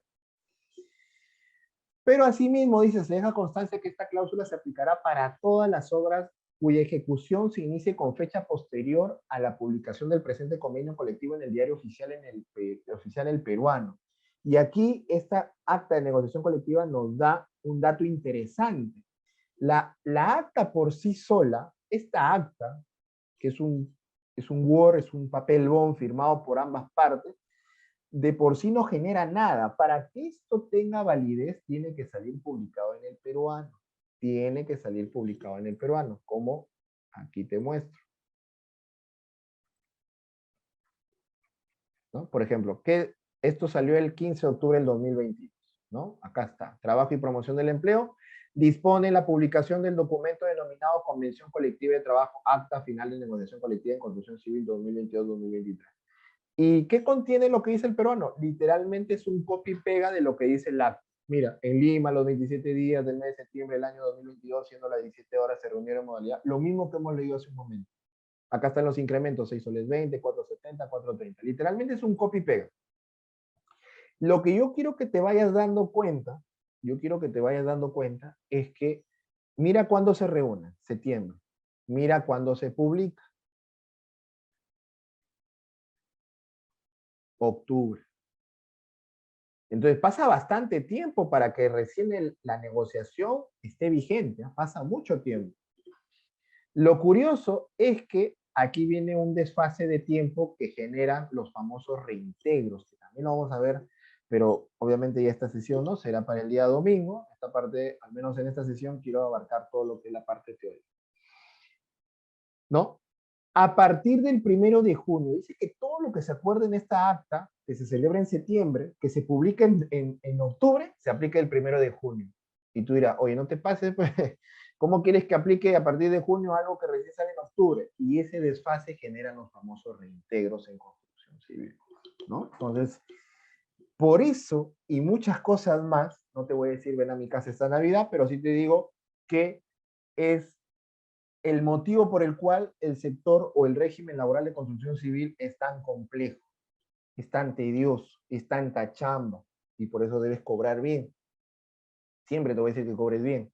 Entonces, el acta, entonces, esto sucede todos los años, ¿eh? Todos los años se reúne la Cámara Peruana de la Construcción y la Federación, todititos los años, sin excepción. Entonces, si yo te digo que todos los años se reúne, todos los años hay incrementos. Yo digo, ¿en qué momento irá a parar el incremento? Porque desde que yo vengo dictando construcción civil, que ya son casi 8 años dictando este tema, siempre ha habido incrementos. Siempre, pero siempre, pero siempre, pero siempre. No hay cuándo. Entonces, para que te vayas haciendo una idea de cuánto está ganando un trabajador de construcción civil, es un plata. Muy bien. Entonces, una vez que se realiza el acta de negociación colectiva, dice, profe, nadie los regula, o sea, ¿se pueden aumentar el jornal? No, no, no. Dice, a ver, primero respondo a David. David, perdón. No es que nadie los regula, ¿no? Al ser por rama de actividad, esto no es que lo pone el trabajador de construcción, es una negociación entre las partes. Están negociando los representantes de las constructoras con los representantes de los trabajadores de construcción civil. El Estado ya no se puede meter. Lo que acuerden las partes se tiene que respetar. ¿Correcto? No es que ellos solitos imponen lo que quieren ganar. Aparentemente da esa impresión, ¿no? Porque tú dices, oye, qué bacán, ¿no? Imagínate, David, ingresar hoy día a tu empresa y que cada año te digan, David, ven a negociar por tu incremento. Y entraste con 1.500 y cada año, bueno, este año, el próximo quiero ganar 1.700. Bonito sería, ¿no? ¿Quién no quiere esa? esa oportunidad, ¿no? Dice, entonces, dicho esto, la regulación está en la Ley de Relaciones Colectivas. Al definirse a través de la sentencia del tribunal, la rama de actividad, esta negociación es legal, amigo David. ¿No? Cerrando tu pregunta, esto es legal, no están infringiendo nada, el Estado no se puede meter porque ya quedó claro a través de sentencia del tribunal que la rama de actividad es lo que aplica al sector. Así que todo está en orden, dice. Noé, entonces todos los años siempre habrá reintegros porque la norma sale después. Sí, efectivamente, tu lógica es correcta, amigo Noé. Todos los años hay reintegro. Toditito. Toditito, ¿no? Entonces es un chambón, ¿eh? Reitero el punto de que es un chambón. Entonces, una vez que se hace la negociación colectiva a través de un acta en septiembre, hay que esperar que salga publicado en el peruano para recién yo, como empleador, aplicar los nuevos jornales o los cambios que señalen la negociación colectiva. ¿Ya? Entonces, hasta el 31 de mayo del año pasado, un operario ganaba 74.30. Con el incremento del actual convenio, que son 6 soles 20, como tú lo has visto acá, 6 soles 20, el operario pasa a ganar 80,50. Y esto es igual para el civil como para el especializado. El especializado se diferencia por una bonificación. Por ahí me hicieron una pregunta, ¿no? Hay dos tipos de operario. ¿A cuál operario aplica? A los dos en realidad. La única diferencia entre el operario civil y el especializado es que el especializado recibe una bonificación aparte que se llama bonificación por alta especialización, más conocida como BAE. En el caso del oficial, su jornal básico es de 58, o fue de 58,45 y con el incremento pasó a ser 63,15. O sea, y ojo que este es el elemento base de cálculo de su beneficio. O sea, de por sí esto ya lo tienen ganado. Imagínate con todos los conceptos a los que tienen derecho, ya más o menos va sacando cuentas de que ganan un platal. El peón de 52.50 pasó, con el incremento de 4.30, pasó a ganar 56,80. Esto es lo vigente. Y como te digo, y como dice la misma acta, esto entra en vigencia desde el 1 de junio, a pesar de que sale publicado en octubre, ese desfase genera los famosos reintegros. Dice, el jornal comprende un trabajo de 8 horas diarias de lunes a sábado, o depende del acuerdo del trabajador empleador, un obrero que solo va a laborar 4 horas sería un jornal proporcional. Es así. Sí, efectivamente, ¿no? Efectivamente así es, ¿no? Sí funciona. Lo normal es que en construcción se trabaje 6 días a la semana y descansas el domingo, ¿no? El famoso domingo. Pero si yo acuerdo trabajar, por ejemplo, medio tiempo, te van a pagar la mitad de jornada, ¿no? O sea, así funciona. No es que voy una hora y me van a pagar de manera completa. Efectivamente, tu lógica es correcta, amigo. Entonces, el primer concepto y el principal y más importante es el jornal básico. Esto lo tienes que, no sé si memorizar, pero ya con la práctica lo vas a saber, lo vas a tener grabado, ¿no? Porque este concepto, por algo se llama jornal básico, sirve de base para calcular la gran mayoría de bonificaciones que reciben estos trabajadores. La gran mayoría. Ya lo vamos a ver cuando desarrolle la tabla salarial. Entonces, dice, desde junio del 2022 se toma esos montos, pero cuando usted habla de reintegros, ¿a qué se refiere? Me quedan las dudas. Ya, a ver, te explico, amigo Noé. Quiero que en su mente traten de concentrarse en mis palabras porque marean un poco las fechas, ¿ya? Así que mucha concentración. ¿Qué sucede? El convenio anterior, la tabla salarial anterior, o sea, los jornales básicos anteriores, se suponía que debían tener una vigencia hasta el 31 de mayo del 2022. ¿Hasta ahí me sigue? Espero que sí. Y tú dirás, oye, pero si no hay todavía hasta el 31 de mayo, no hay nuevo acuerdo, ni en mayo, ni en junio, ni en julio, ni en agosto, y recién se van a reunir en septiembre, y recién sale publicado en octubre. ¿Qué hago yo como área de recursos humanos de una constructora? ¿Cómo les pago? Operativamente vas a seguirle pagando con el convenio, con el último convenio, por más que ya haya acabado su vigencia. ¿Por qué? Porque no hay uno nuevo. Ya. Dicho esto, se supone que el 1 de junio del 2022, el 2 de junio, el 3, el 4, junio, julio, agosto, septiembre, hasta el 14 de octubre, tú le vas a seguir pagando con 74. Ya. El 15 de octubre ya salió el nuevo convenio colectivo y por ende figura el incremento y te dice que tú debiste pagarle no 74.30, sino 80.50, ¿verdad? Entonces se supone que desde el 1 de junio hasta el 14 de octubre le debes por cada día trabajado 6 soles 20. Ese es el reintegro. La diferencia entre jornal del convenio actual que sale muy tarde y el convenio antiguo que ya venció. Esa diferencia no es que se pierde, se la debes pagar al trabajador con los denominados reintegros. Te debo reintegrar. Oye, te debí pagar 80.50, pero recién ha salido. Pues. Recién ha salido en octubre. Te he venido pagando 74.30 porque no sabía cuál era el incremento. Pues nadie lo sabía, ni tú ni yo. Ni tú como trabajador, ni yo como empresa. Ahorita que ya salió, te debo regularizar pagándote la diferencia. ¿Se entendió lo que es un reintegro?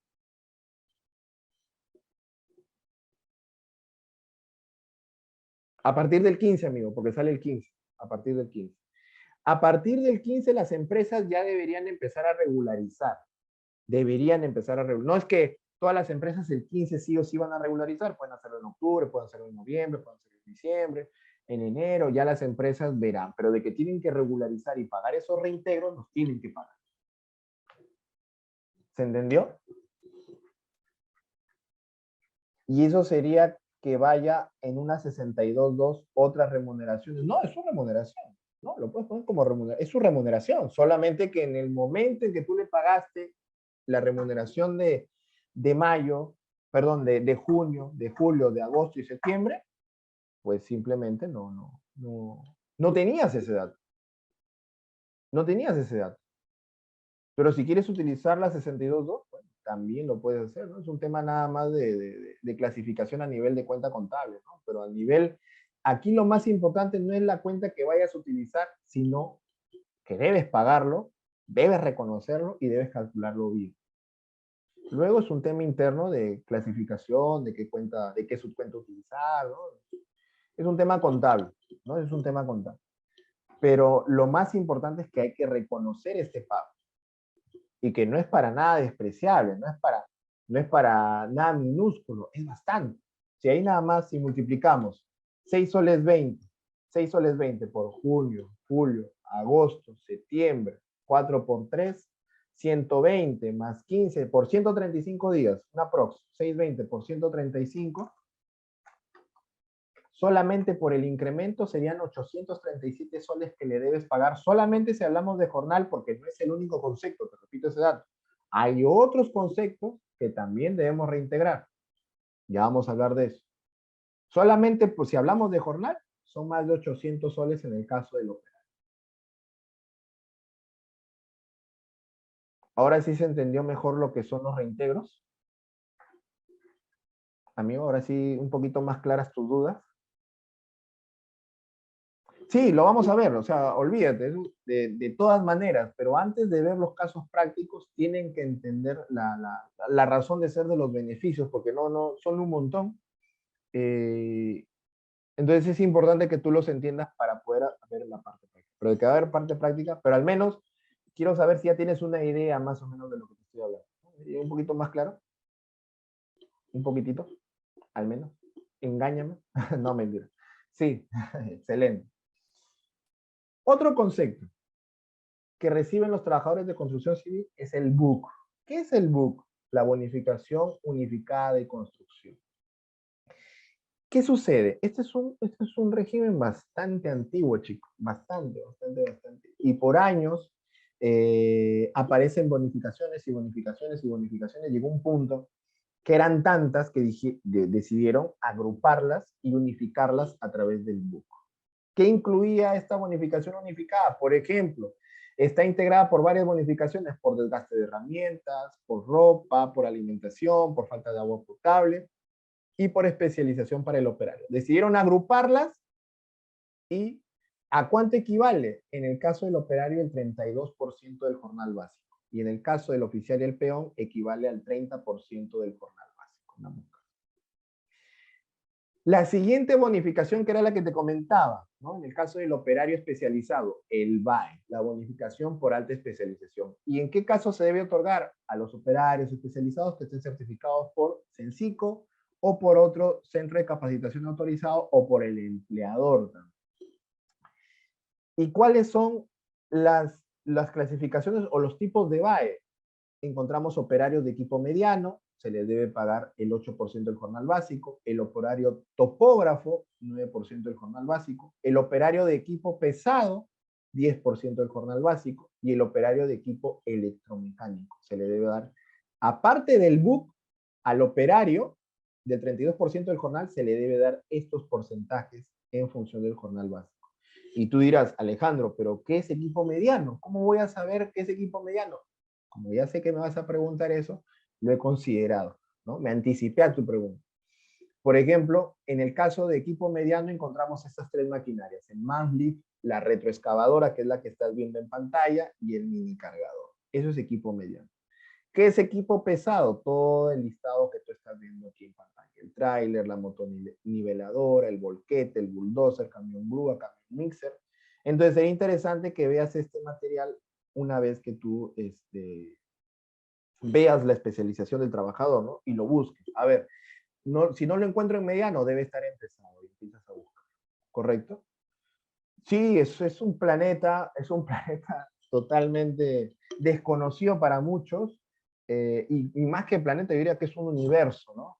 Sí, sí, sí, efectivamente, justo me ha robado la palabra de la boca, es una galaxia entera, tal cual, chicos, ¿no? Entonces, y sobre todo, lo importante o lo curioso, y justo hago referencia a al emoticón que ha puesto David, ¿no? Si tú vienes del régimen general, donde hablamos de beneficios, los comunes, gratis, ETS, vacaciones, utilidades, ¿no? Que son los que normalmente maneja la gente.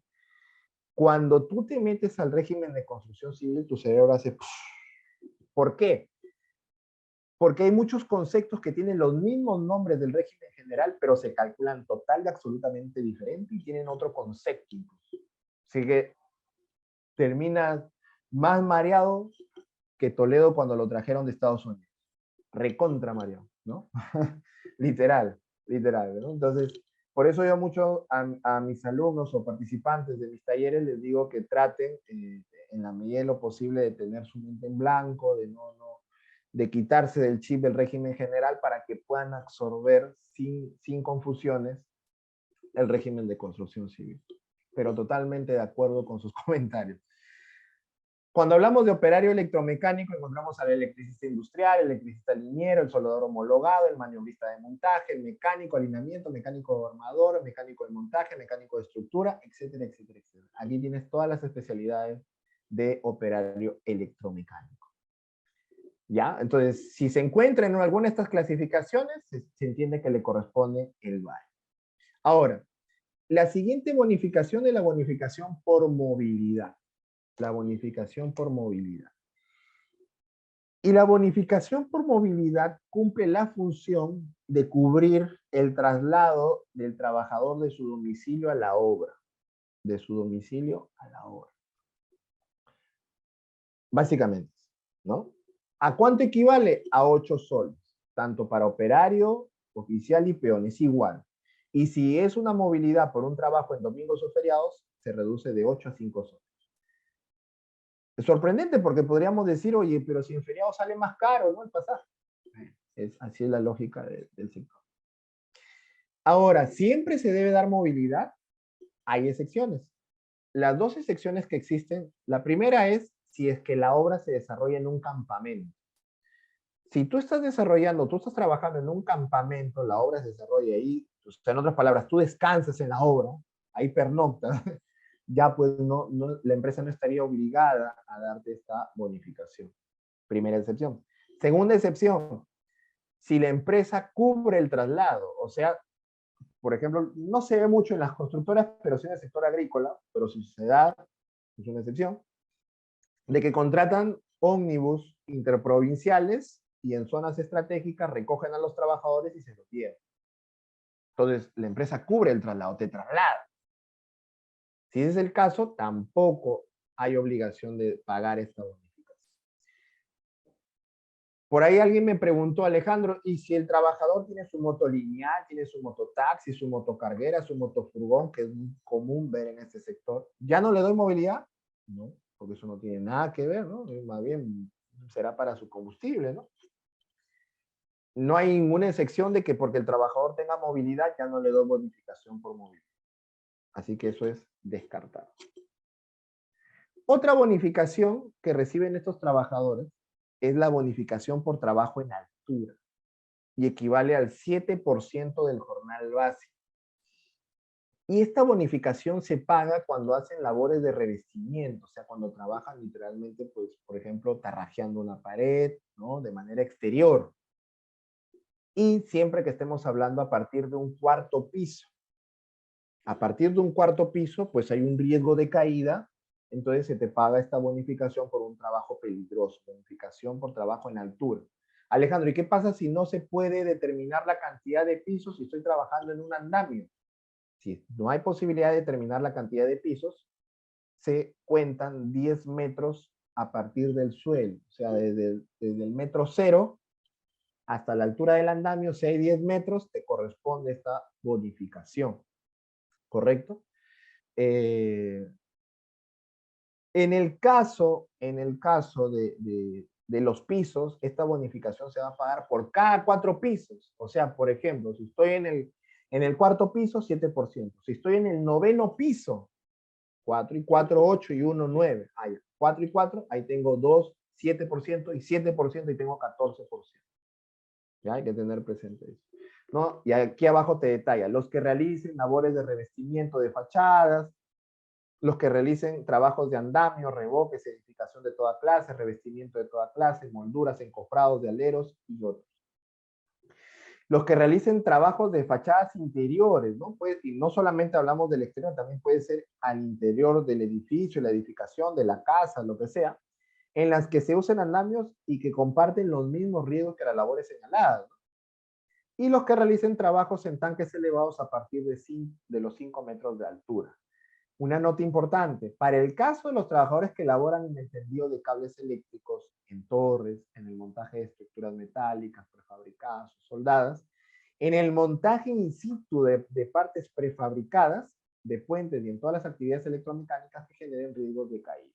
Este beneficio será de aplicación a partir de los 5 metros de altura contados a partir de la cota del suelo. ¿Qué es la cota del suelo? El suelo, básicamente, ¿no?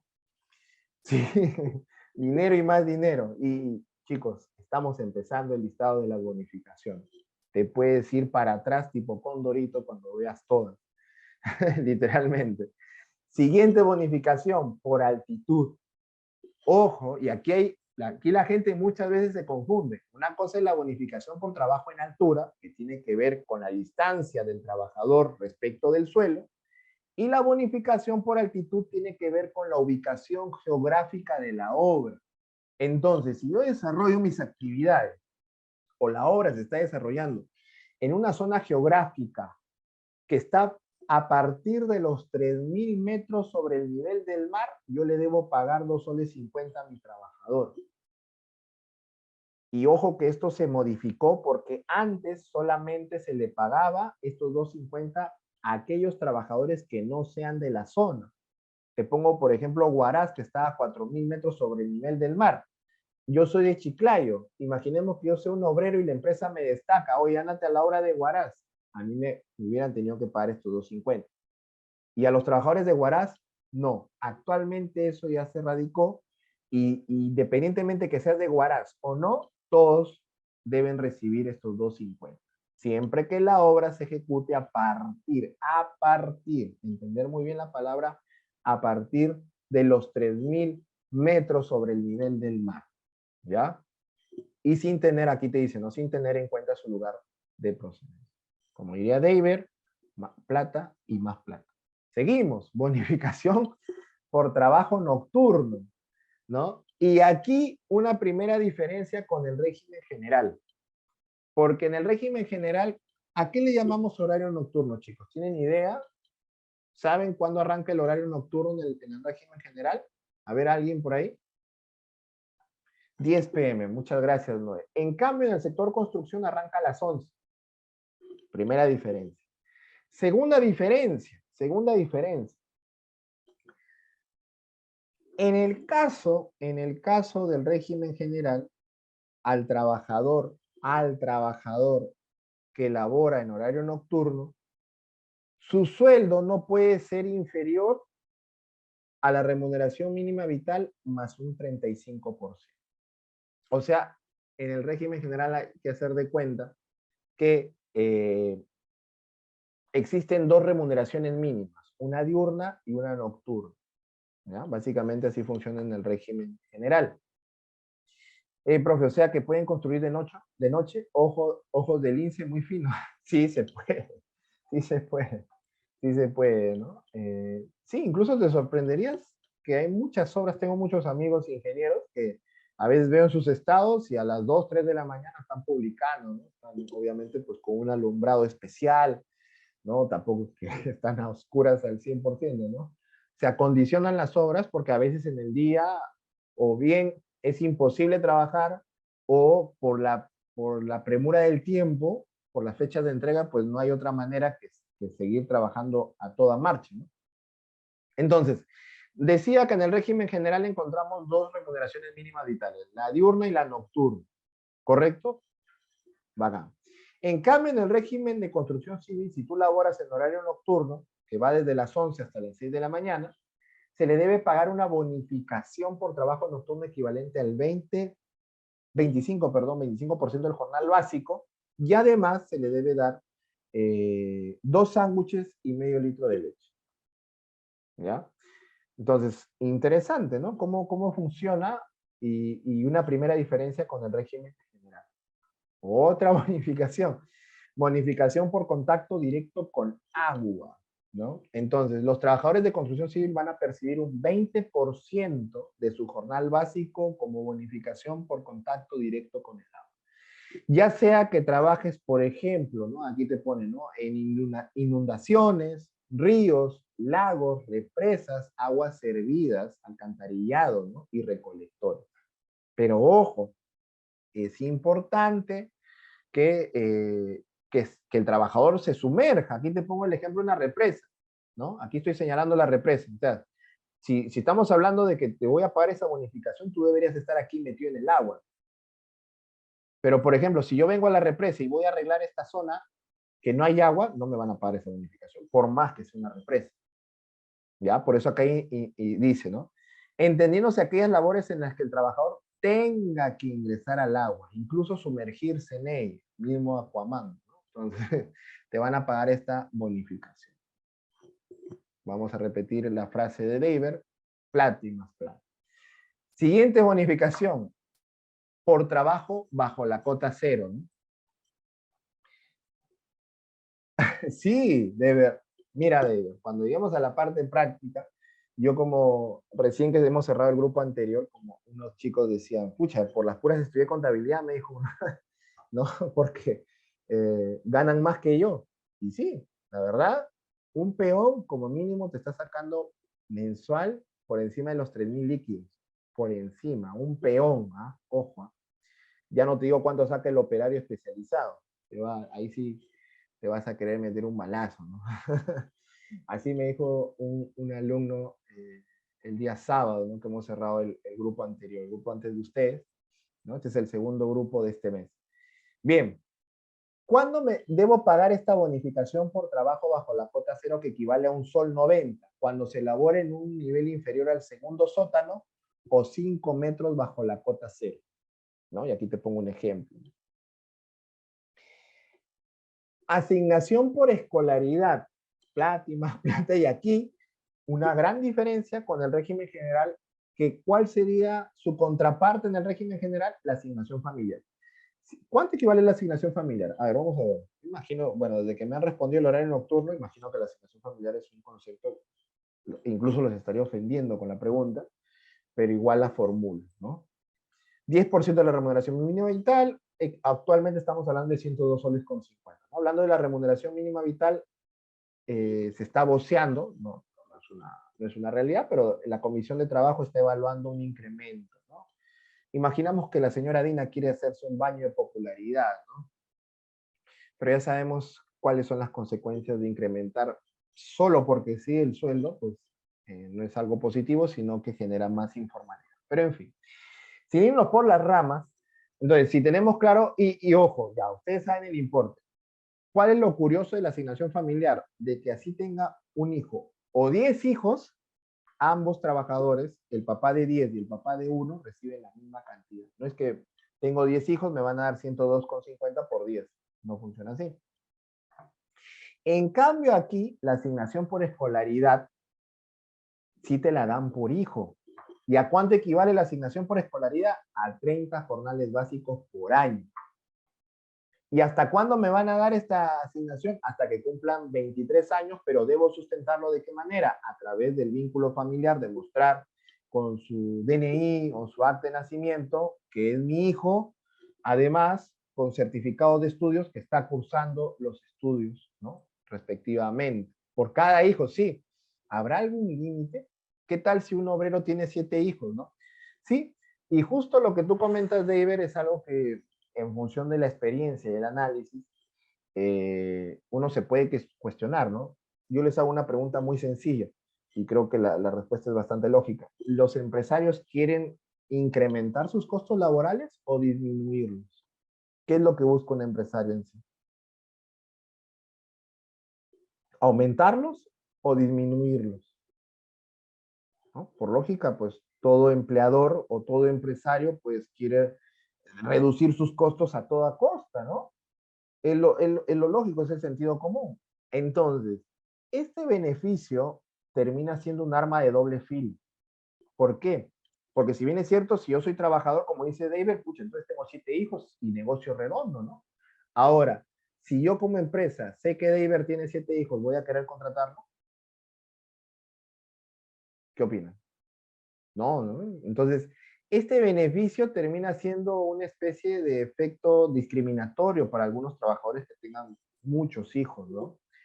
Así que, no sé, ¿no? Yo personalmente, si fuera dueño de una constructora y tengo conocimiento de esto, pues voy a contratar a puro soltero, ¿no? A puro soltero, sin hijos, ¿no? Y así me ahorro este beneficio, ¿o no? Entonces, un poco raro, un poco complicado, ¿no?